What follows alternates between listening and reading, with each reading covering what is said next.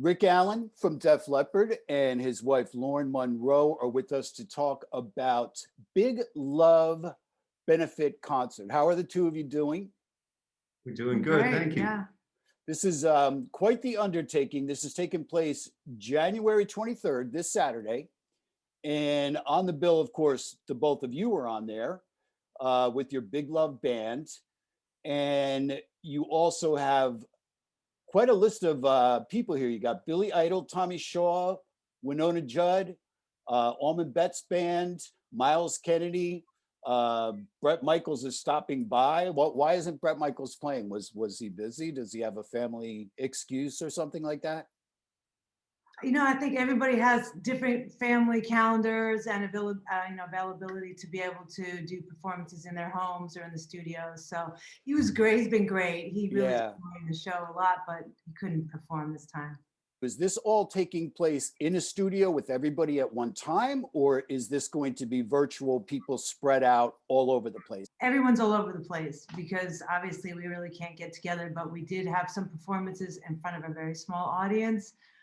There's some pre-records on stage, and there's also recordings that people did from their homes, which is really great to see like Billy Idol at home, like playing and offering his songs. So it's a mixed bag. Lauren, I understand this was your idea to get this thing going. Well, yeah, normally we do an annual benefit through our foundation. And this year we went to look at a sound stage to say, how can we stream this in a way that's cool? And we went to Sound Image and we met so many crew members that are out of work that they started putting together a stage for local bands to do streaming, and so that people can be still inspired by music. And the more we talked to everybody, the more we really got the message that people needed help.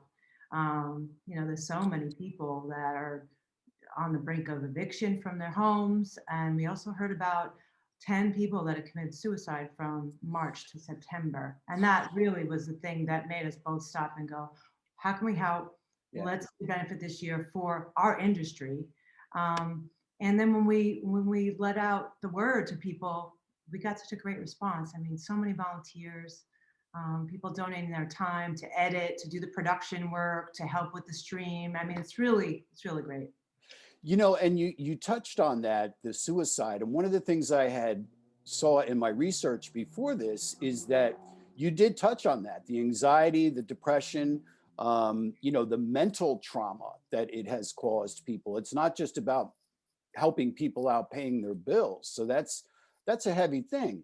And I believe I heard you say somewhere, Rick, that, you basically said, look, I've been drumming right out of high school, and it's the same with these people. This is all these people know.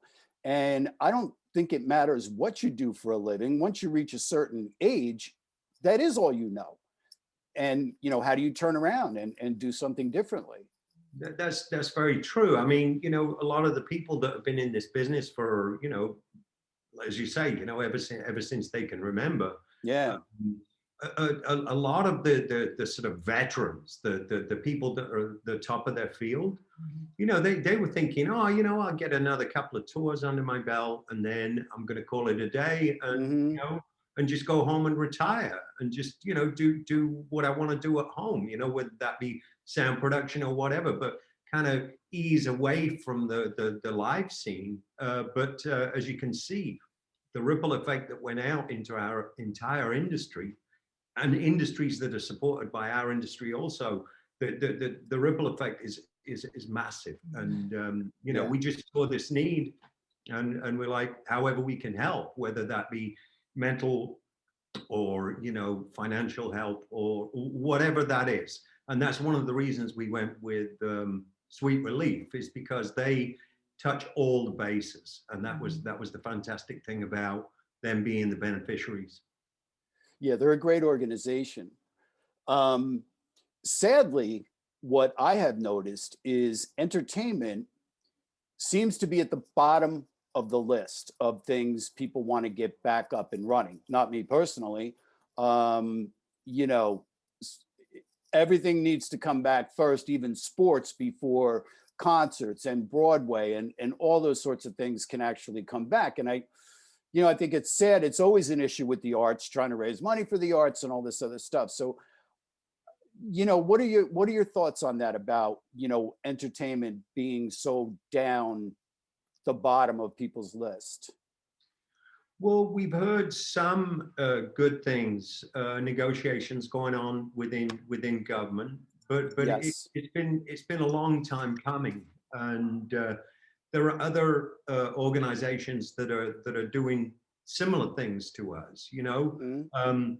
and I always said in the beginning, I don't want to compete with anybody. We just want to kind of help wherever Yeah. we can, and that's exactly what we're doing. So it is good to see other organization, that are like-minded. Yeah, because Well, venues need help go too. ahead, Lauren. I'm sorry.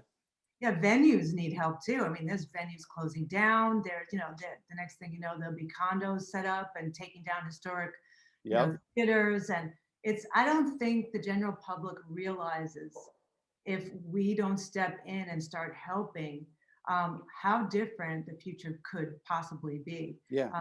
And not only, even if venues are saved and tourists come back on, who's going to be backstage? Who's going to create this environment so that we can have an amazing show?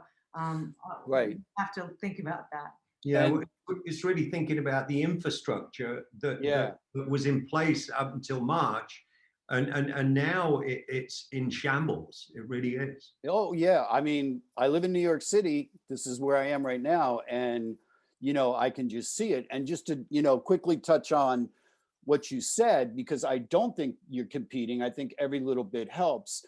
Live Nation had put out 5 million and then matched another 5 million. So they did $10 million. Save Our Stages, National Independent Venue Association, which I'm sure you're familiar with, finally got funding as part of the COVID-19 bill. They were granted $10 billion. Is all this money enough, do you think, to bring this back? I'm not educated enough to even answer that, but I would hope so. Anything that we can contribute right now. Yeah. And again, I mean, coming back to the mental health of everybody.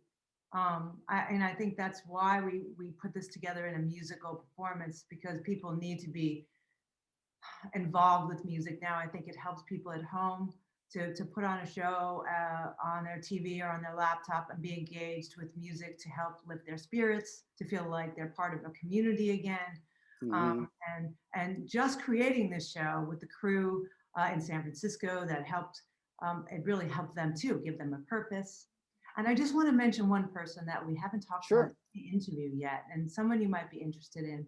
His name is Greg Price, and he's a veteran audio engineer who has worked with Ozzy Osbourne from, I don't know, about 30 years. I've seen him in your videos, yes. Yeah. And he volunteered his time. And so many veteran backstage professionals, audio, lighting, volunteered their time to help with this show.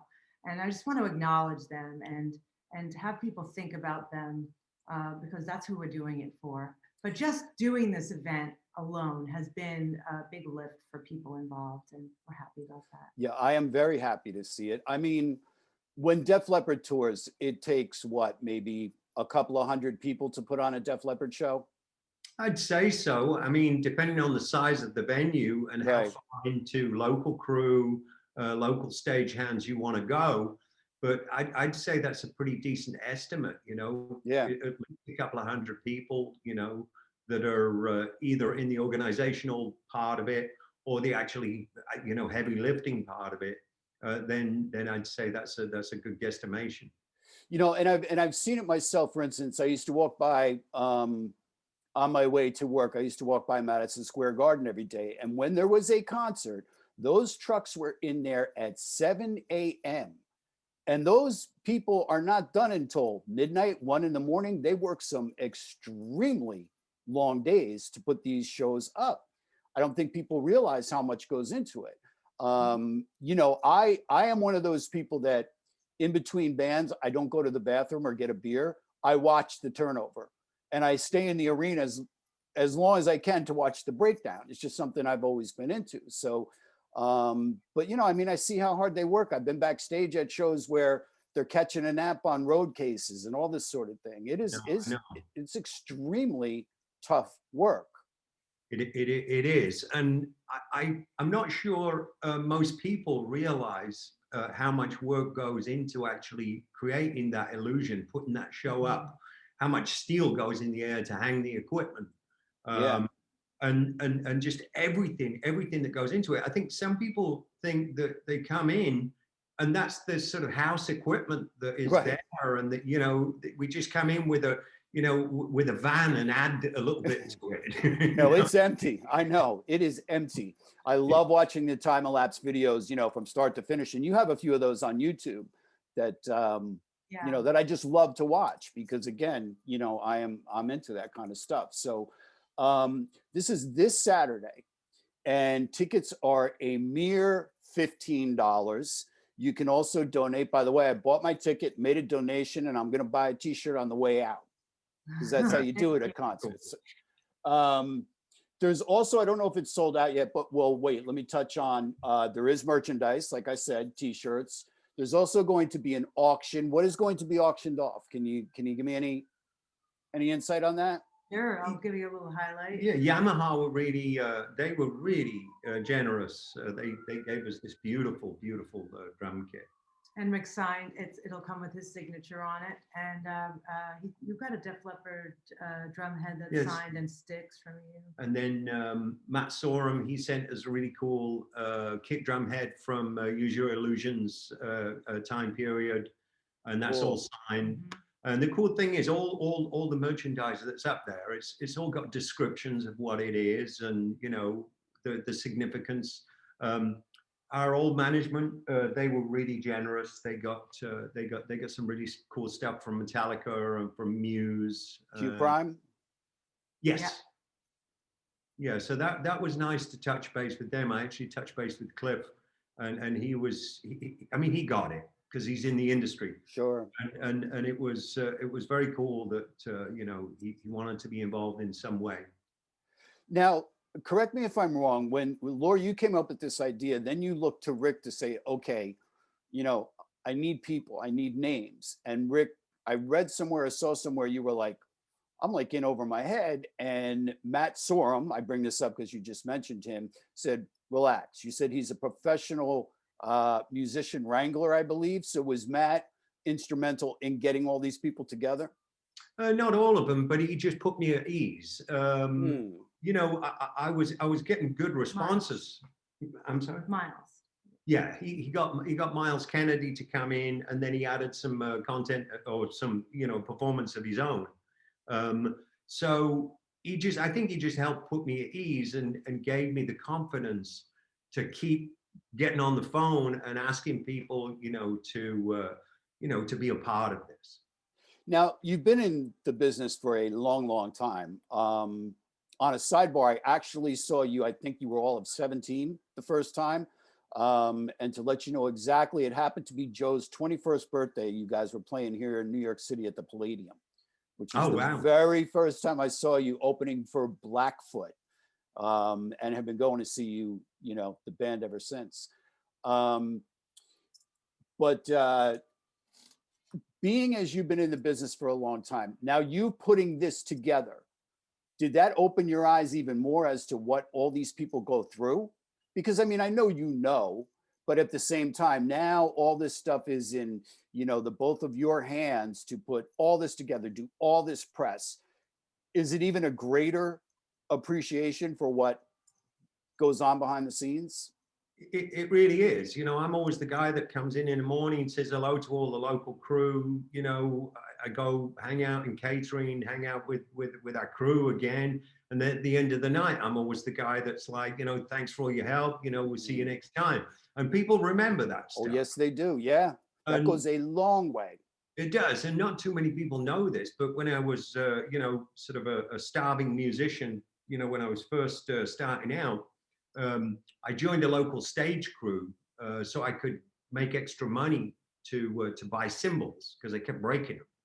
And I unloaded trucks for the likes of Thin Lizzy and Motorhead and you name it, all the bands that were coming through. So I get it. I get what it takes to, you know, to get up in the morning and be motivated to do that. And you know, these guys, some of them come in at 7 in the morning. The show isn't until 9 in the evening. Yeah. You know?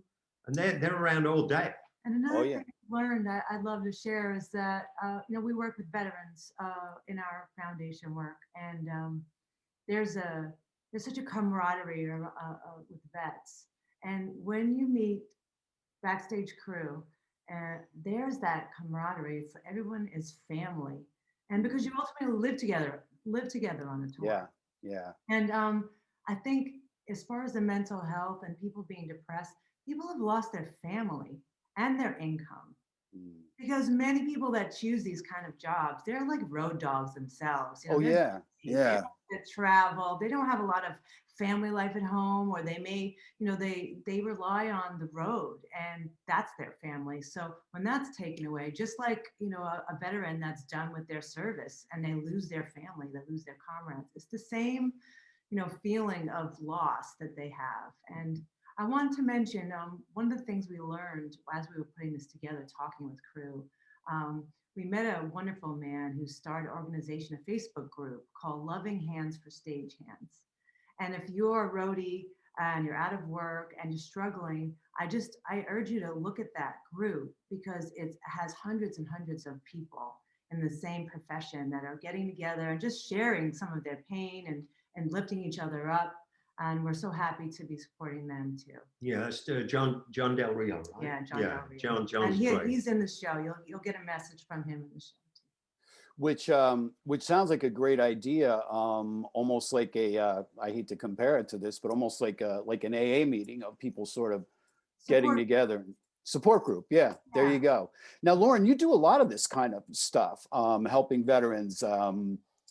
You know, you're so much more than just a singer, a songwriter, musician. You do a lot of like spiritual work and healing work. I think I saw something where, Rick, you said, gosh, I wish I met her back when I was going through my struggles to get through this. It's true. And ultimately, you know, I saw that side of her, the healing side of her, when I first met her back in, was that 2000? 2000. Yeah, back in 2000. And it was actually a friend of mine said, you've got to work with this girl. She's very talented.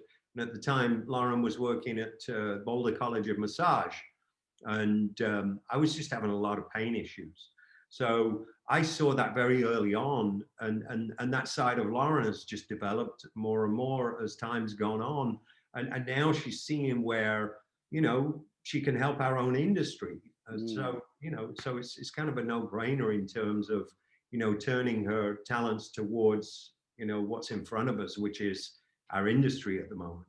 It's a beautiful thing. It really is.